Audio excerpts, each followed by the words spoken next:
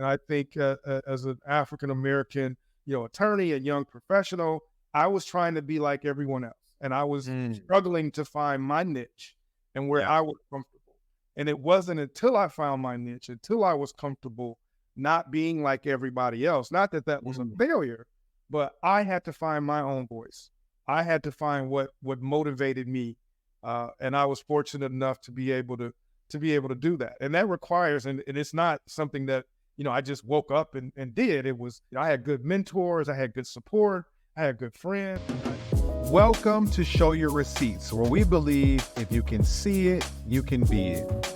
Receipts are evidence or proof that something has occurred.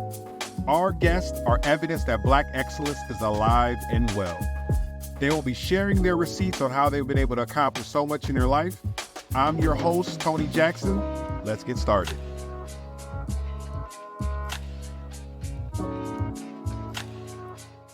Welcome to Show Your Receipts, where we believe if you can see it, you can be it. I am super excited to speak to my guest today. He has an incredible story, a very interesting story. I'm going to read his bio. Scott Woods is the president of Public-Private Partnerships for Ready.net Inc. Scott facilitates and develops key public-private partnerships formed through Ready's tools and services. He also focuses on providing a platform for local communities, local service providers, and broadband stakeholders to express their needs for broadband access and digital equity investments, as well as developing industry partnerships and fostering alliances with key public-private stakeholders across the country to advance and support local community-based broadband education and advocacy initiatives. In addition to his executive leadership duties, Scott hosts the podcast Ready or Not with Scott D. Woods, where he shares his deep knowledge of the broadband industry and provides local ISPs and community a voice and a platform. He also hosts a monthly office hours webinar broadcast, providing relevant information, recent developments, and policy impacts exclusively on the broadband.io digital community. Prior to Ready, Scott served as the inaugural director of the Office of Minority Broadband Initiatives in NTIA's Office of Internet Connectivity and Growth. While at NTIA, he served as the principal liaison between the OIGC program office and key strategic partner in external stakeholder groups, including representatives from state and local governments, telecommunication companies, for-profit and nonprofit corporations, and colleges and universities. Scott is a broadband funding, implementation, and stakeholder engagement expert and served as a key member of the OIGC leadership team responsible for the implementation and launch of the Office of Minority Broadband Initiatives and the historic $65 billion broadband funding program authorized by the Infrastructure Investments and Jobs Act of 2021. Scott's expertise and devotion to increasing broadband access and digital inclusion have helped transform the lives of many communities throughout the U.S. through programs such as the Broadband Technology Opportunities Program, Broadband USA, Technical Assistance Program, Broadband USA Community Education Workshops, HBCU College Partnership Program, the Connecting Minority Communities Pilot Program, and his influence among national, state, and corporate decision makers, and his on-the-ground work building community-based broadband coalitions. Scott has long advocated for better broadband maps, data collection, and utilization. In his various roles at NTIA, he has used broadband data, mapping, and geospatial visualizations to improve broadband funding, investment, and programmatic decisions. Scott received his Bachelor's of Arts in Urban Studies from Morehouse College, Master's of Arts in Public Policy from American University, and Juris Doctor from Howard School of Law. And we have him here today. Scott, welcome, my brother. Good afternoon. I'm gonna have to pay somebody for that one. That was a mouthful. That was a mouthful. That was a mouthful. That is very impressive. Your resume speaks for itself. I am excited. I got so many questions I want to ask you. I want to pick your brain today. Let's jump right into it, Scott. It's been said that income and money earned is a representation of problems solved. Talk to me about the role that you play at your current company and what problems do you guys focus on solving for your clients and your constituents? Well, first of all, Tony, it's an honor and pleasure to be here with you today, hearing your story and following you. You are definitely a visionary and someone that our young people should be following as a moniker of what we should be doing and what we should be striving for when we say excellence and what excellence is. But my name is Scott. As you said, I'm president of public-private partnership with Ready.net. It's a software tech company based in San Francisco, and I have the pleasure of leading the DC office. And we work with a lot of providers, state governments or state broadband offices and communities in an effort to provide them with next generation geospatial platforms that will enable better operational efficiencies and effectiveness, better decision-making, and as part of this historic funding in broadband and digital equity, a better data and understanding of where broadband is and is not, so that funding can go directly to the unserved and underserved communities it's designed to address and bridge the digital divide. So that is what we do. And we work with operators, for-profit, nonprofit. We work with state and local governments, local communities. We really have a breadth of clients and customers that we support. And I'm fortunate to be a part of such a great company. Absolutely. Let's dig into that a little bit further. I'm gonna make a confession to you, Scott. I'm a C student, right? So as a C student, I want you to go back and say what you just said and break it down a little bit even more vanilla, more layman. So I understand internet. I hear ISP, I hear broadband, I understand internet. I'm assuming your company is not like putting up internet wires and you're not like, Spectrum or something like that. Can you explain to me or somebody else maybe watching who may not? Absolutely. So we are a tech company, software company. So we've created new software, if you will, that is based off of, geospatial or geospatial workflows, as we like to say.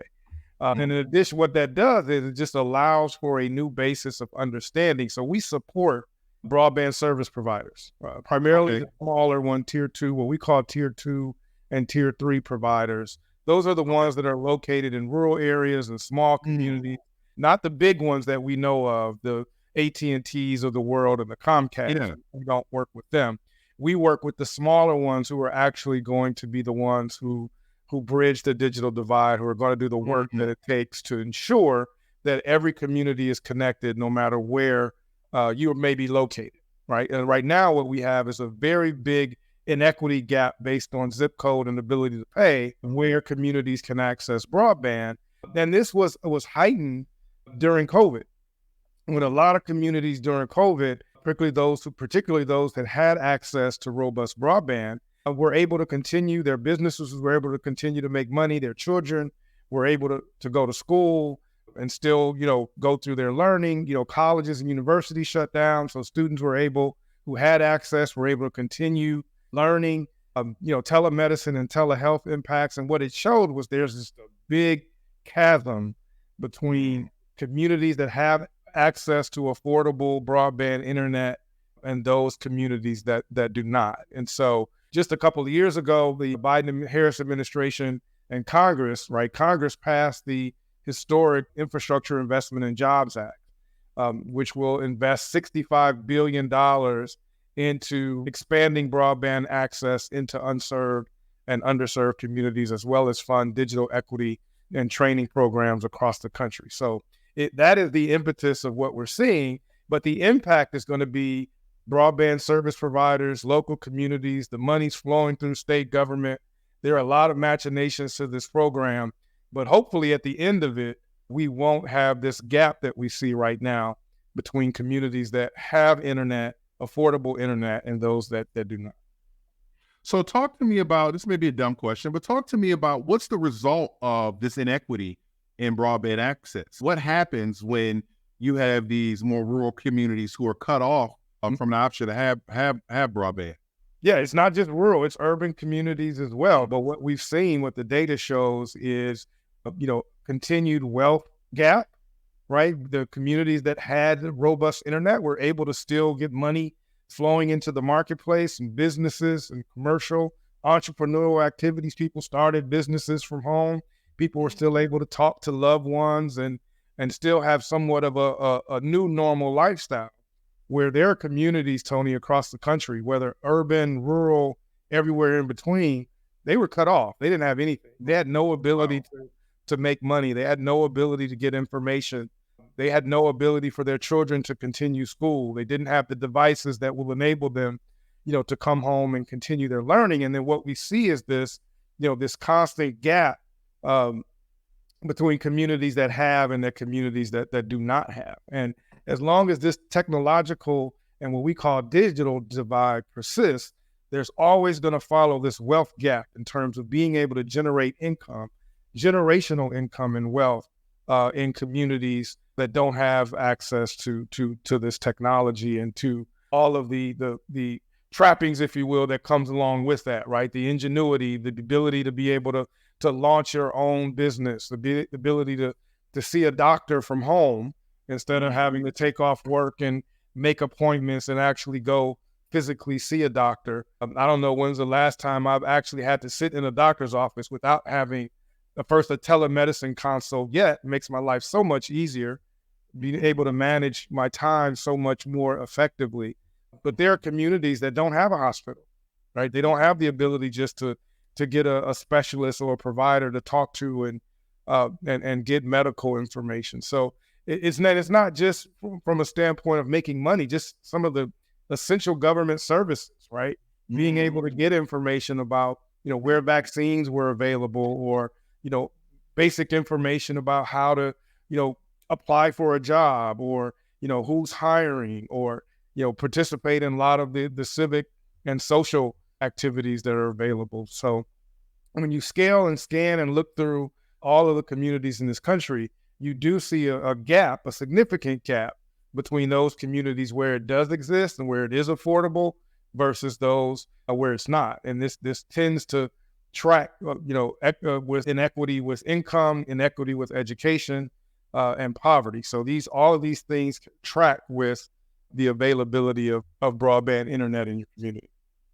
That's awesome. So talk to me about public-private partnerships, because I'm going to go out on a limb here and assume that the solution to this issue that you're talking about is not something that could solely be solved by the private sector. It can't solely be solved by the public sector.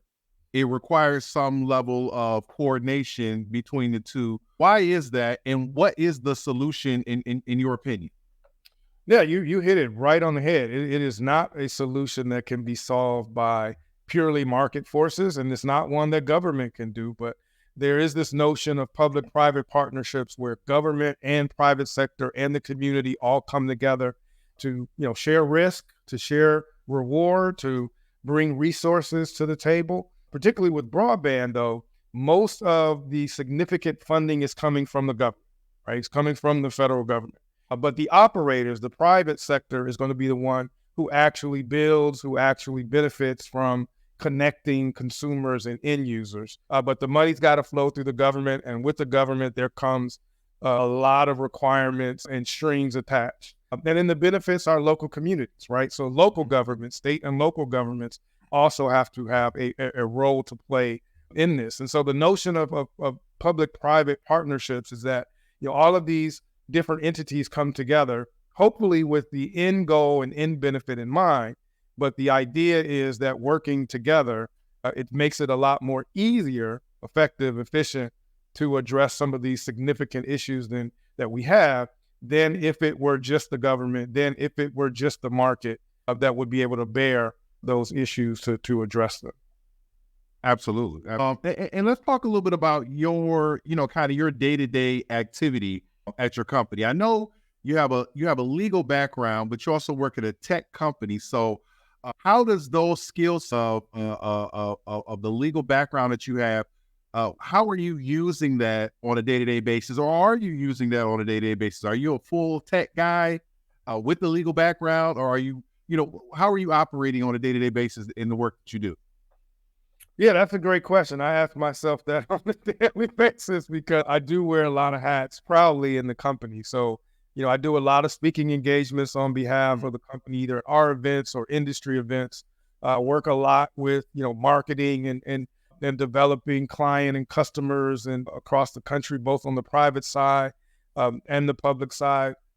So I use a lot more of my business brain now than I think I did when I was practicing law.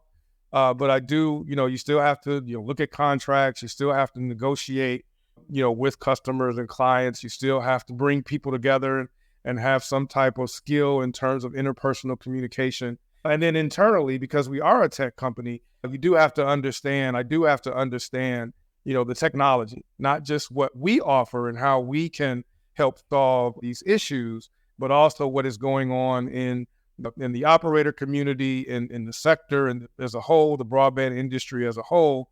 And then there's a whole other issue in Washington, D.C., where I live, is that public policy piece of the federal government working in consultation with Congress and in the broadband industry to ensure that we understand exactly what the government is putting out in terms of the requirements and the impact in the programs that are coming out of in this case NTIA, but Washington generally. So it's a mix of law, business, people, events, public speaking, and then obviously helping to manage this company that's growing.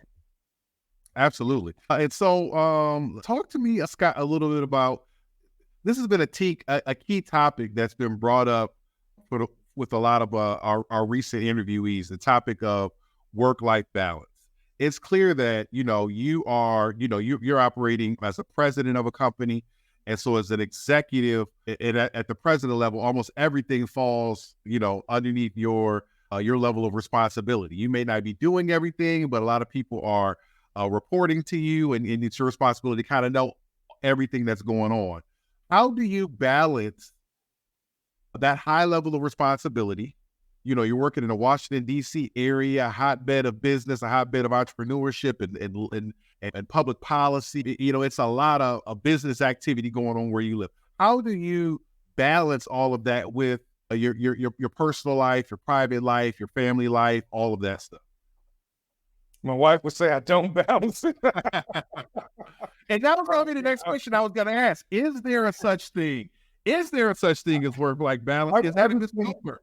I would say yes, there is. I mean, I'm fortunate that, I have a great family, but my children are a lot older.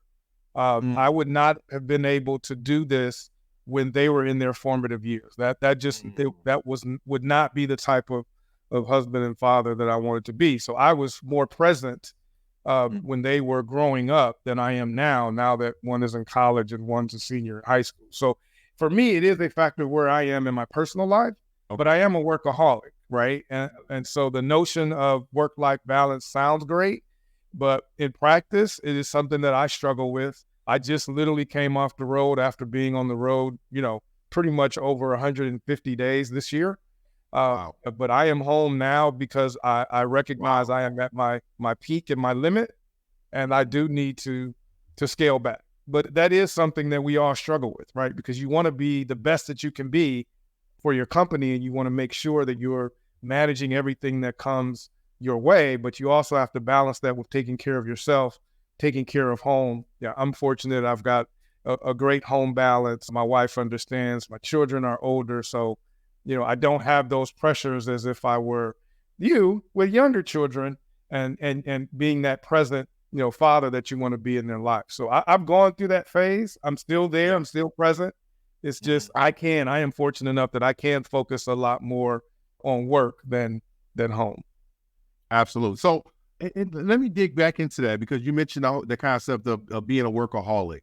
You being the president of this company, do you feel like that's what it takes? It seems like I love to study executives. I love to study CEOs, and it's almost like a commonality that it typically is, someone who is a workaholic. It typically is someone who, their work is their fun, like their work is their play, like they really enjoy it and they can kind of get lost in it. And sometimes they have to be pulled out of it. Do you feel like that's required to do what you're doing at the level that you're doing it?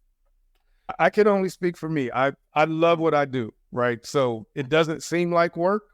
And that's why I think I can devote more time, because it's a passion, right? It's not something that I feel every day that it's a beat down. Oh my God, I got to do this. I actually look forward to tackling these challenges and issues that I get to address on a daily basis. So I think it does stem from the nature of your work, right? If you love it, if it's your passion, it doesn't seem like work. right? 20-hour days seems like the norm, Mhm. but it's not when it's a passion, right? Now I've been in a position, having been a practicing lawyer at a big law firm, I've been in a position where to have to work on stuff that you don't love, it is Mhm. it is a bear. I am fortunate, and in this position, I am actually doing something, that I love to do, and the mission of the company is aligned with my personal mission, my goals and objectives to ensure that we're helping people, we're helping communities. So from that standpoint, it's not a tug of war between, my spirit and the goals that I've set for myself. I do actually have both personal and professional alignment. So it doesn't seem like a lot of work, but I do know that I am invested in this, and I do give way more probably than I should. Absolutely. You mentioned your previous career as a practicing attorney. Talk to me about how your previous career as a practicing attorney prepared you for where you are today. Because we see in the legal field, there's a lot of people who started off with a law degree and they go in so many different ways. They start off practicing law and they go in so many different ways where they could be an executive over here, they could be, doing so many different things. How did your lawyer experience prepare you to be essentially a tech executive? I think, first of all, I think being a lawyer or practicing law, going through law school gave me an excellent foundation. I had never studied or read as much or studied as hard until I got to law school, quite frankly.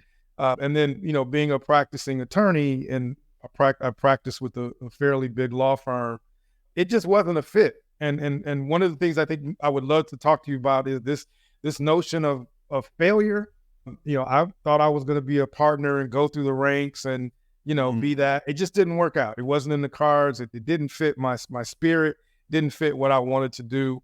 So from that standpoint, it could be perceived as a failure. But I learned so much about myself and what I wanted to do and who I wanted to work with and the type of people professionally I wanted to be aligned with, the type of mentoring and support that I needed as a young lawyer and as a young professional to be able to flourish. So although it didn't end up, I was at a law firm, really two law firms for a little over 7, 8 years, almost 10 years, somewhere around it.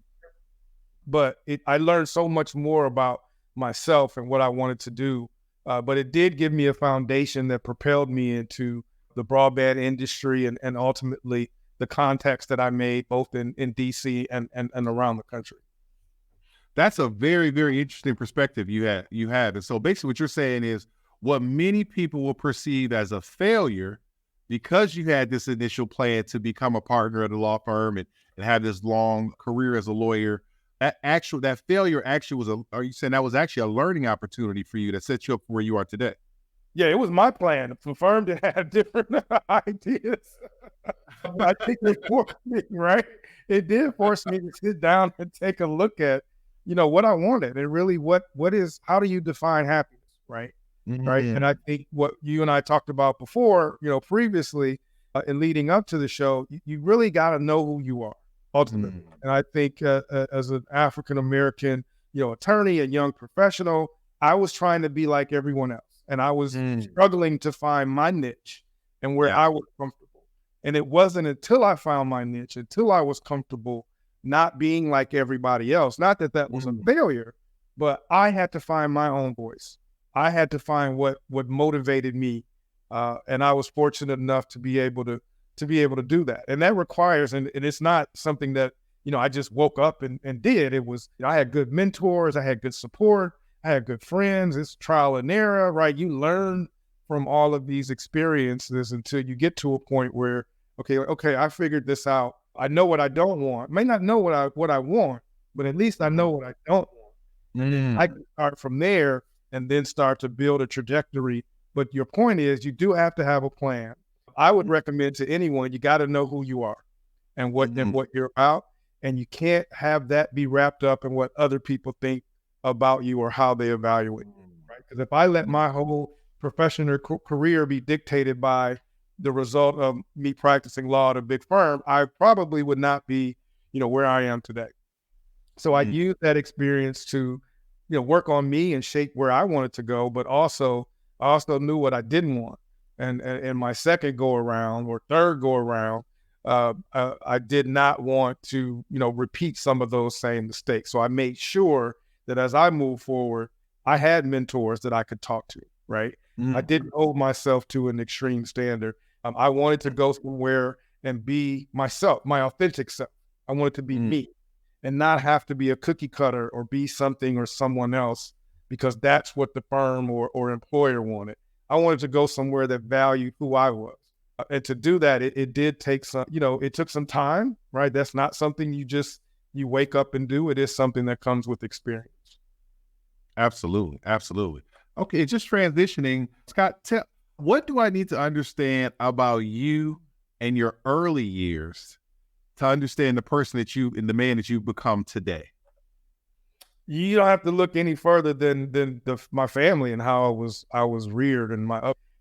We don't talk about this a lot, I think, as men, but I was loved, man. I look back on it, between my mother, my grandmother, my great grandmother, my grandfather. I came from a very loving environment where I was, specifically and intentionally invested in that I was special. And I've tried to do that with my children and ensure that they understand that they're loved and understand what the standard is in this family. So I can say, although I didn't grow up with a silver spoon in my mouth, humble beginnings from Detroit, Michigan, but I always knew I was loved. And it was that love that compelled me to move forward to be able to accomplish, whatever I needed to. Absolutely. In regards to, kind of what you excel at today, obviously you're a great communicator, you're a public speaker, you're an executive.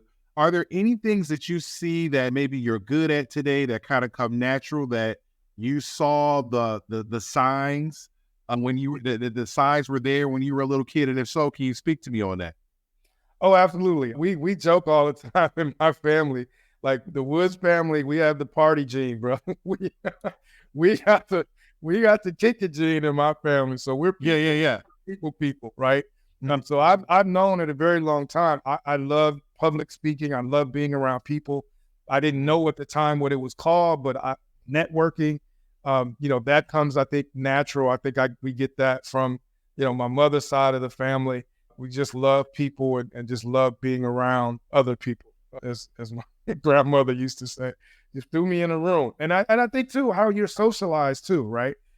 Mentors are very important, but the messages that we send our children. And I recall, now I can't believe I'm telling you this story, but as a youth, my parents used to instill in me, my mother, particularly my grandmother, visualization, Tony, we were talking about is so important, but she used to always tell me we would go certain places and she would say, see yourself there, wherever it was. If it was a bank, see yourself in that office. If it were, somewhere else, she would say, see yourself at the head of that table. It was always about, and I never understood it until I got a lot older, but it is that visualization that the power of your mind, that once you see yourself being at the head of the table or in that environment or on that college campus, then everything you do becomes in furtherance of that visualization. If you set that as a goal, you've already seen yourself there. It's not a foreign occurrence, right? And so it is in that vein that I think I spent a great deal of my childhood, wondering and visualizing and seeing myself in positions far greater than what my current situation was. And I do owe that to my family, my extended family. But I think that is a great deal of what we need to do, is to begin to visualize where we think we should be, where we see ourselves, and then manifest a plan to make sure that we can achieve that. Absolutely. Shout out to grandma.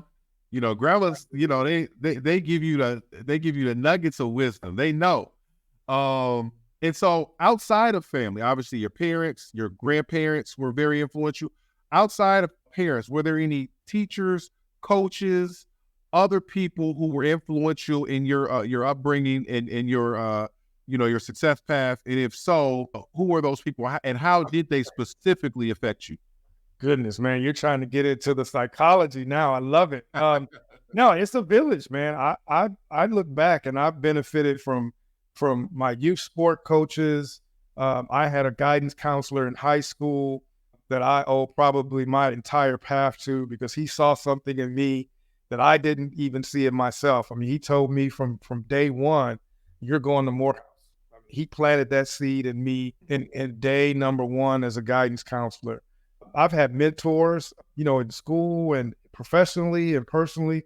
I've got a really good circle of friends that no matter how low or how high life's journey has taken me or them, we keep each other grounded.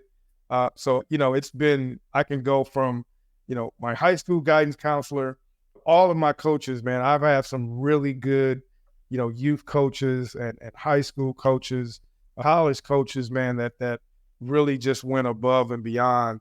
And then there's the professional mentors. I can't speak enough about any young professional or old professional.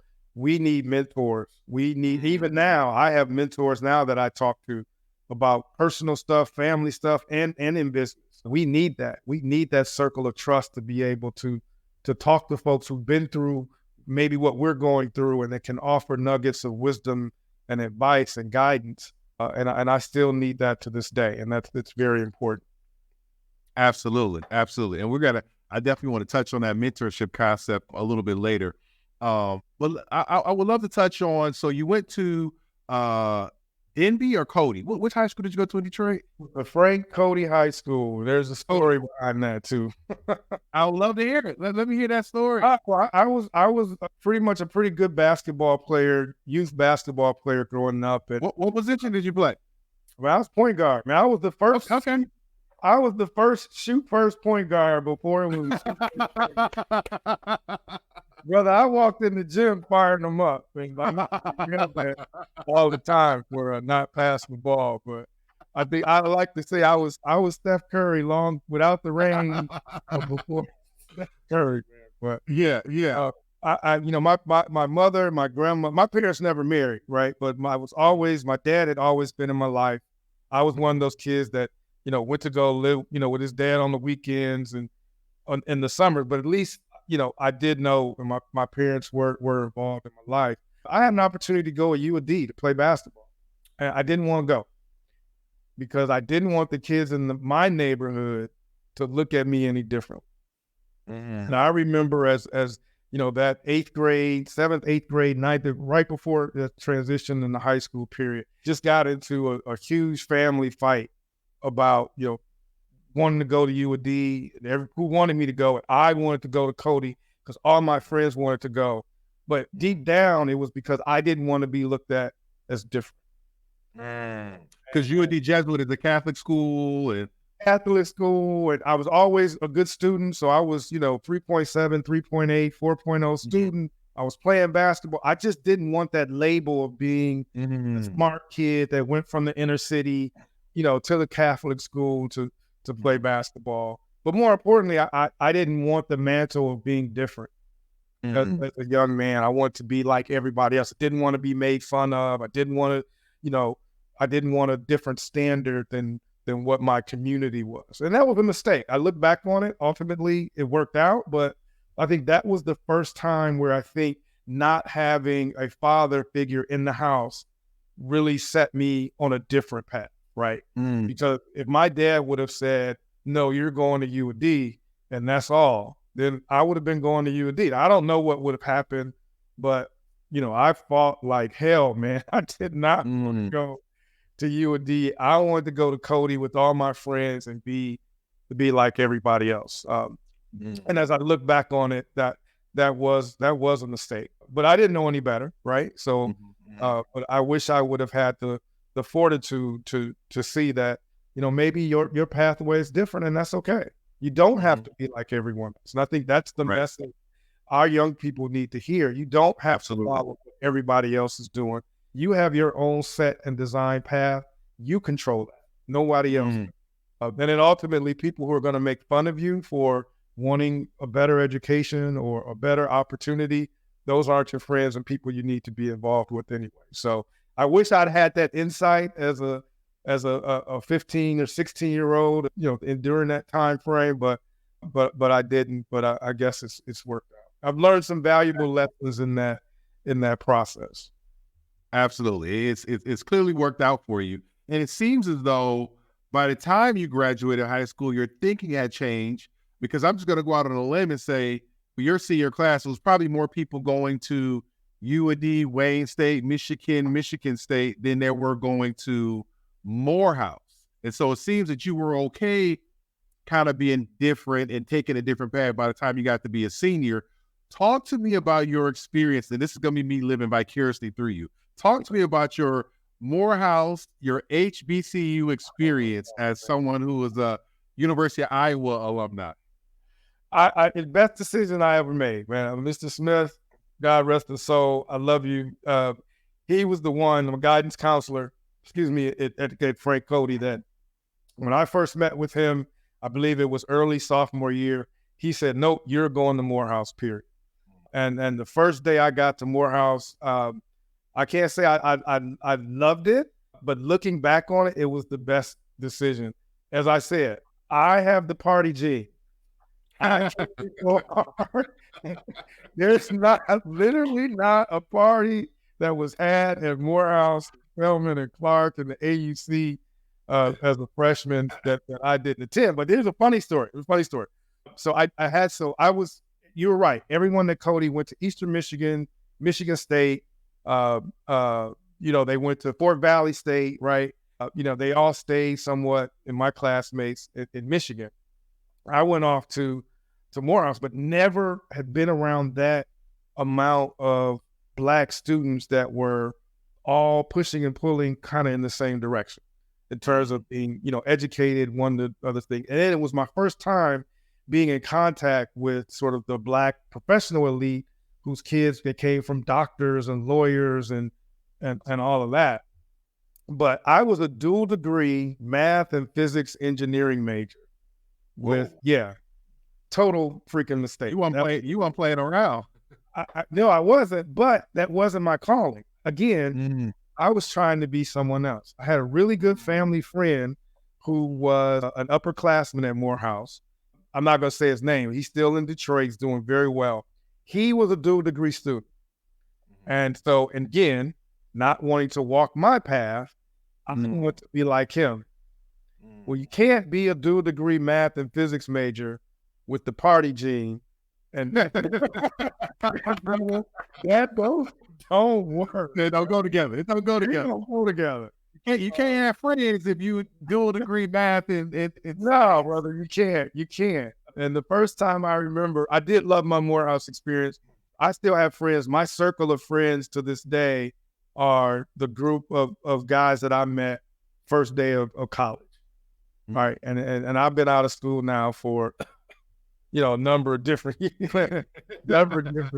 But that class graduated in 1989, stepped foot at Morehouse in the summer of 89, and it was the best decision that I made. But I almost didn't make it because, again, struggling with the notion of who I was, I was trying to be somebody else and trying to go to every single party and throw every single party and talk to every single woman on campus. It was probably as worse as I could have gotten. I almost got kicked out of school, honestly.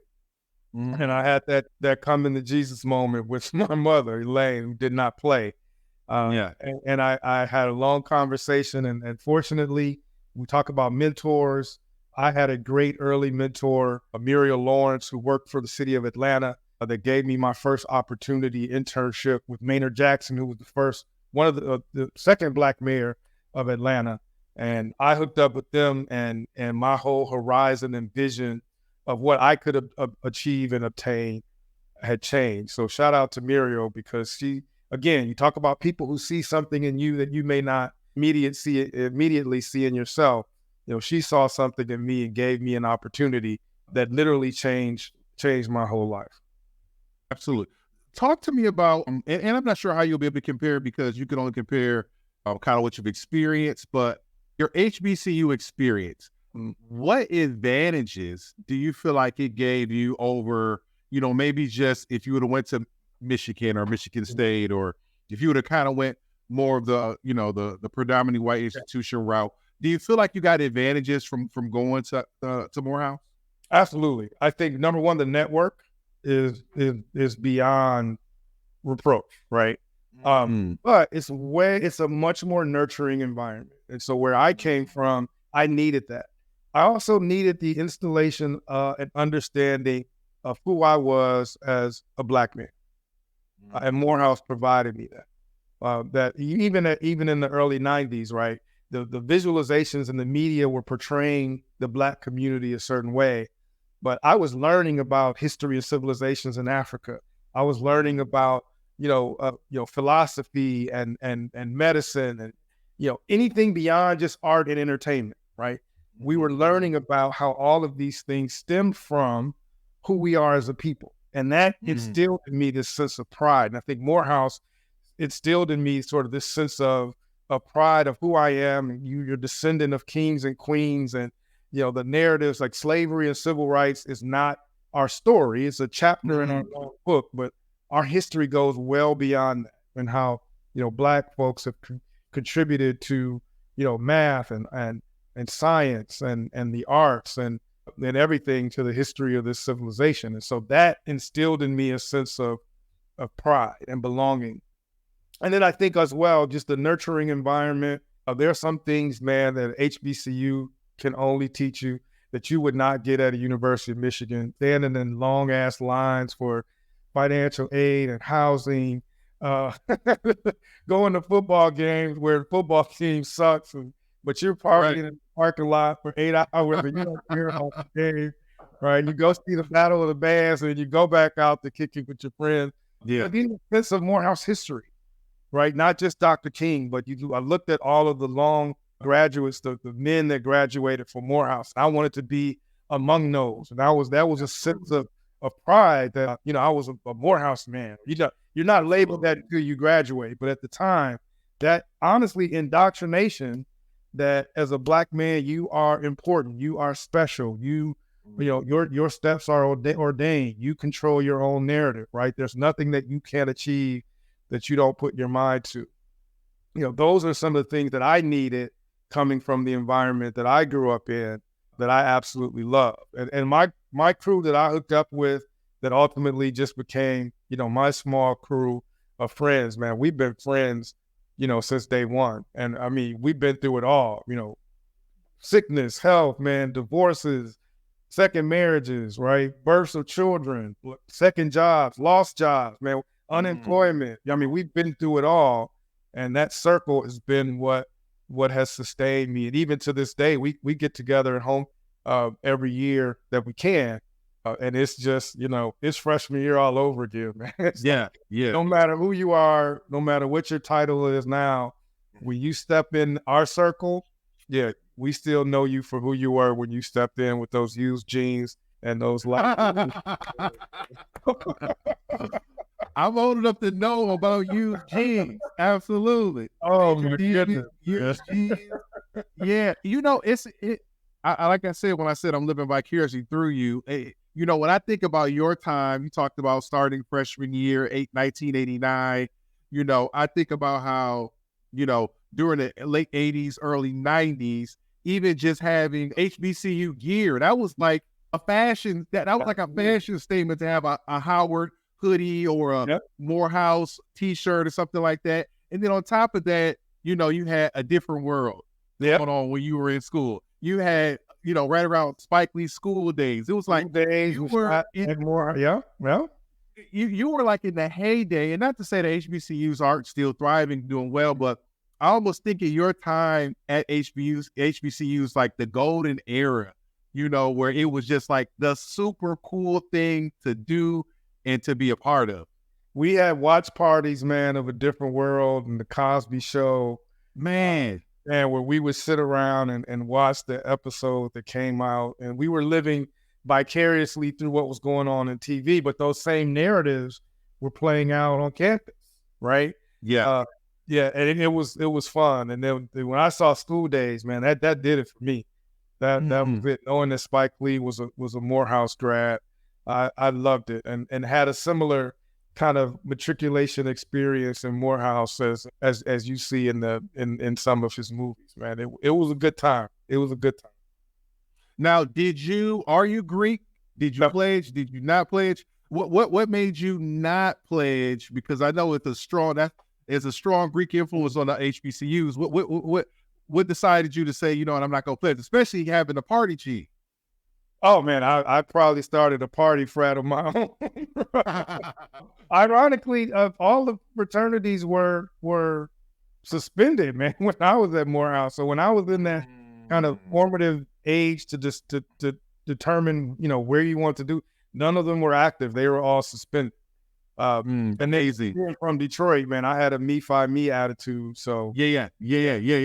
I just stuck with that and Yeah. and just kept it moving. But Yeah. I You're like got a party that I did not miss or attend, and it did take me a couple years to realize. I wish somebody would have told me this when I was going through that phase. But if I could talk to any high school, college student right now, I would tell them there's always going to be a party. You do not have to go through every single one. If I could look back and talk to my freshman, sophomore year old self, it would be to study and be selective at which party you were going to go to, because the same girls, guys that were at that party are going to be at the next one. So if you miss that one, make sure you taking care of your business. You're not going to miss anything. But I had to learn the hard way, and I didn't miss throwing one. I didn't miss attending one. Almost paid for it, but luckily through God's grace, man, I came to my senses, and the rest is somewhat history. Absolutely. One thing that's been consistent throughout your story, Scott, is the role of mentors and different people, how they've had an impact on your life. I would love to get your thought process or your philosophy on mentorship. Like, how does one pursue a mentor? How does one effectively become mentored? With these people in your life, were you coming to them and saying, listen, I want you to be my mentor, tell me what to do? Was it kind of a little bit more not as structured, and it kind of happened throughout time? What advice would you have for someone who's watching this, who wants to be mentored by someone? How should they approach that relationship? That's a great question, Tony. I think some of it is organic when you're young. And it may not be someone that has direct influence over, you know, your trajectory professionally. You know, it could be a family friend, it could be someone from the faith community, it could be somebody else's father, somebody else's mentor. You know, initially for me, it happened organically. You know, like I said, Muriel was probably my first real mentor, but I had others. Bill Campbell, did work study for, would invite me over to his house to have dinner with his family. At the time, I didn't know he was mentoring me, right? He was mentoring. You know, there have been others. But as I grew as a professional, I became more directive or intentional about making sure if I had a connection with someone and I knew they could guide me, I'm trying to forge a relationship. And it's very clear. I would tell them, I need mentor, I need guidance. Yeah. Some of it is, I'm be honest with you, I've been fortunate. It's totally organic. Another life mentor that I've had is Anderson Grimsley, that I didn't find until, you know, I was in my 30s, man. I was, you know, close to almost 40 years old. My sons were babies, and I needed mentorship even then. A matter of fact, man, he's going through some health challenges now, but before I took this particular role with Ready, he was one of the last people that I spoke with, and he told me at the time Ready was a startup, and this was going to be a very unique opportunity. And he just looked at me and said, why not you? Why wouldn't you bet on yourself? You're telling me everything that I was thinking, but I needed to hear from someone who had been through life, had been through something. He and I would get together before his health challenges. We get together every month, man. We would just go to lunch. And I'm like a little kid. And I'm grown, quote unquote.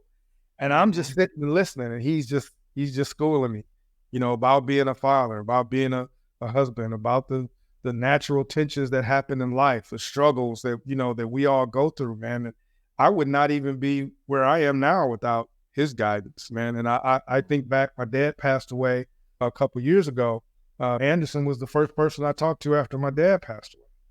I mean, it's like, you know, you build these relationships, but I was intentional about, I can't do this by myself. I don't have the family history. There's not a uncle that I can just call, right? So I've got to actually be, you know, intentional. I don't have an aunt that I've got to be intentional in making sure that I'm aligning relationships, friendships, not just that I'm getting something out of it. I'm going to be clear. Like, these are natural relationships that you have to build, but you do have to be intentional. You do have to be intentional. It creates an unease, because it is uneasy kind of to build these mentorship, or even to admit that you need help and guidance. Right. And then everyone's scared of rejection. So you don't want, someone to say, "Oh, I don't have time for you." And then you feel like, "Oh, shoot, why the hell did I do that to begin?" Yeah. Yeah. And so you're forced to, there's some, natural, man in the mirror, person in the mirror, woman in the mirror things that you have to deal with. But when you find the right mentor, and I'm telling you, man, it makes a world of difference. I still talk to Muriel, not as much as I used to, but we still text each other. I still know what's going on in her life. She knows what's going on in my life. I will never, ever not be in contact with her. I still talk to Andy Grimsley's wife, man, all the time. Like, they're part of my family. They're part of my personal DNA, if you will. But yeah, and I still have being mentored now. Dr. Ron Johnson is someone fairly new the last couple of years that's come into my life, that I just, from a professional and personal sense, that I glean on for guidance and someone to talk to about, some of the things that I go through. So it is very important that we get that. And then I'm finding myself now becoming a mentor to folks on my team, or some younger people that I'm coming into contact with. So I'm trying to play it forward and just share information. That's all it's about, man. I'm just trying to give you a little bit of nugget of information that helps you make a better decision than you would have if you didn't have it. Absolutely. Man, you just gave a masterclass on mentorship. Talk to me about, if somebody wanted to be mentored by you, Scott, or somebody like you. Let's just say, if you were giving out general tips, hey, if you are looking to get a mentor, here are a few things that you need to do on your end as the potential mentee. I would say, number one, be intentional, be open and honest. It can't be just about what that person can do for you for a job, or for something else, right? It's about building a relationship. And with anything else, it takes time, right? And oftentimes, starting off, it's you. You've got to be the one to make the call. You've got to be the one to schedule a lunch or time. Absolutely. I might not have time to get immediately back to you, but if you're persistent, like I was persistent, it's going to happen. I can't say that every mentor is going to be like a Muriel who just took me under her wing and said, "Let's go."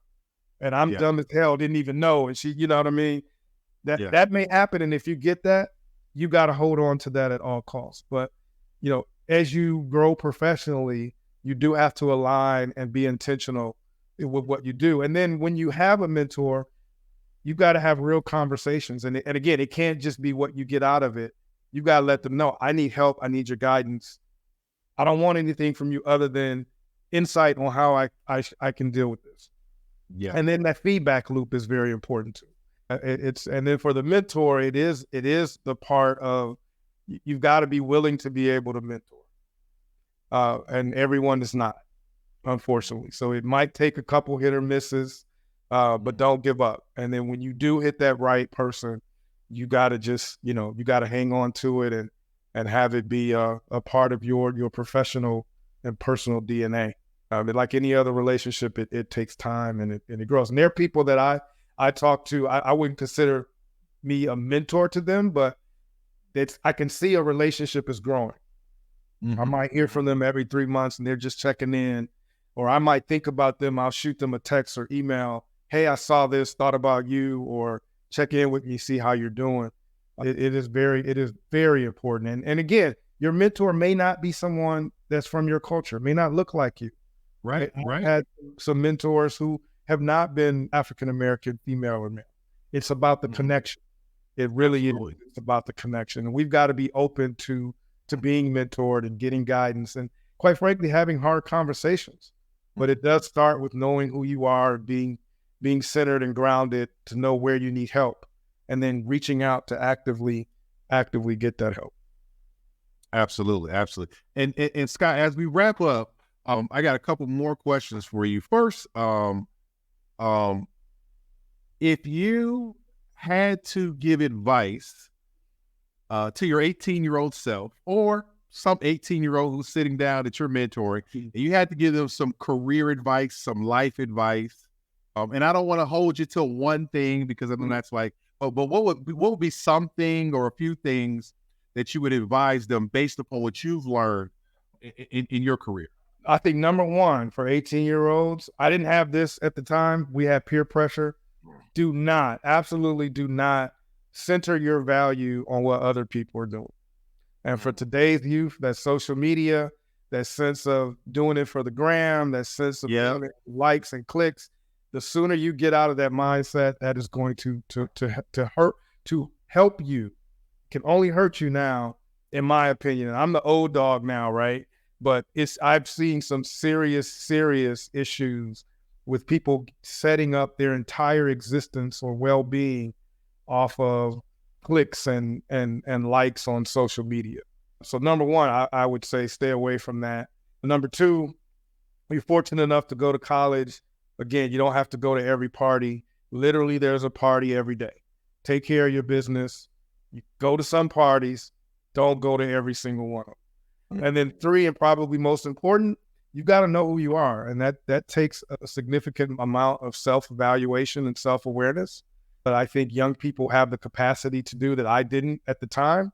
But young people have so much access to more information now. They know about mental health and well-being. They have all of these resources. You really got to know who you are, and you got to stand on it. And you got to stand on your set of beliefs of who you want to be and who you want to become. And then everything that you do, from your friend choices to all of your decisions, have to be in furtherance of that. And if you're not doing that, you're doing yourself a disservice. So if I could go back and talk to myself, that's what I would say.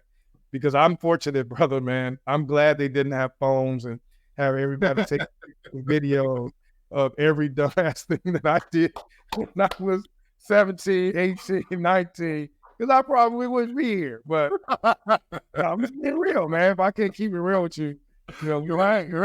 So, Right, absolutely. Yeah.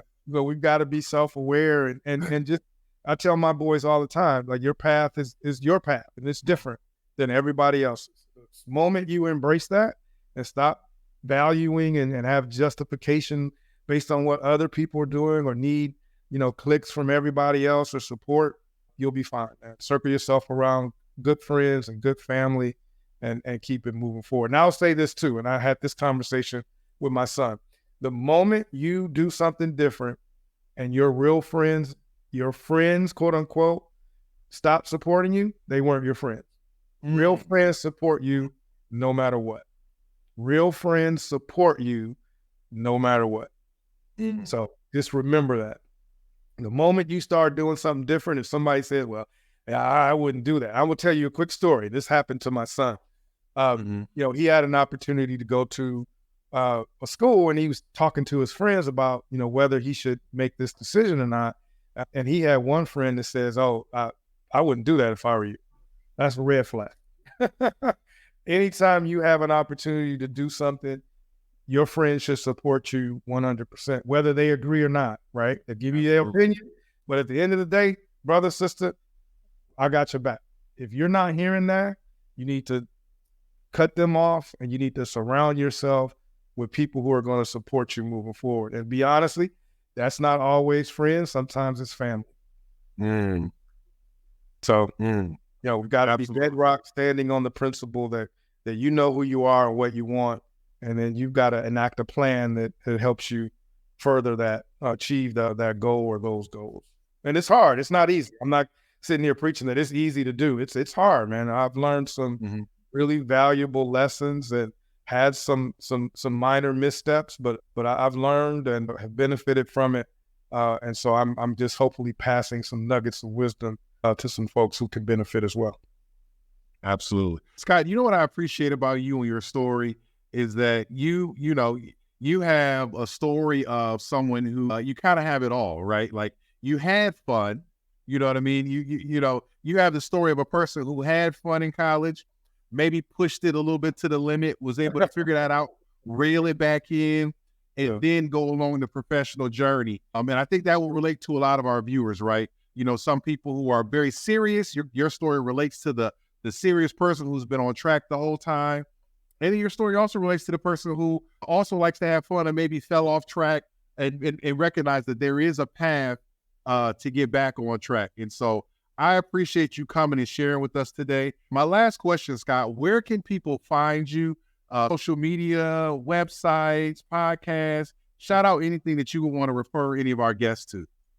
Well, you can follow our company, ready.net, at ready.net. That's real simple to find out what we're up to. I have a podcast called Ready or Not with Scott Woods. It's available on Apple and Spotify, as well on YouTube. If you follow broadband.money or ready.net, you can follow me there. On socials, I'm really only on LinkedIn and Instagram and Twitter. And LinkedIn professional, you can find me at SD Woods, ESQ, the same for X or Twitter. And I think it's the same for Instagram. But, I'm very boring. I'm either promoting, family stuff or what my boys are doing, or work stuff, man. So I'm a very boring follow, but that's that way personally. I have that way intentionally. I was going to say that's a nugget right there. That's a clue. Everything is not for everybody. That would be number 4. That would be number 4. Everything you do is not for everybody to see. Some things you got to keep personal and private, to yourself, to your circle, man. So, yeah, that's absolutely. Scott, thank you so much for taking time. I will be reaching out. You'll definitely be hearing from me. I really appreciate you taking the time to share your story with us, sharing your nuggets of wisdom, everything that you share with us. I think that our viewers will be able to get a lot of information from that and be able to act on lessons that you've given us today. So thank you so much, Scott. We really appreciate it. I appreciate it. Thank you. And I got to have you as a guest on my podcast. So hey, you name the time. Absolutely. Because you name it. I think we need to highlight, and definitely people need to appreciate what you're doing and what you've done. So look out for that invite. You're going to be on season 3 of Ready or Not. It's going to be Tony Jackson. Let's do it. I can't wait. I'm ready. There you go. Stay ready. You don't have to get ready. That's right. And that is the podcast.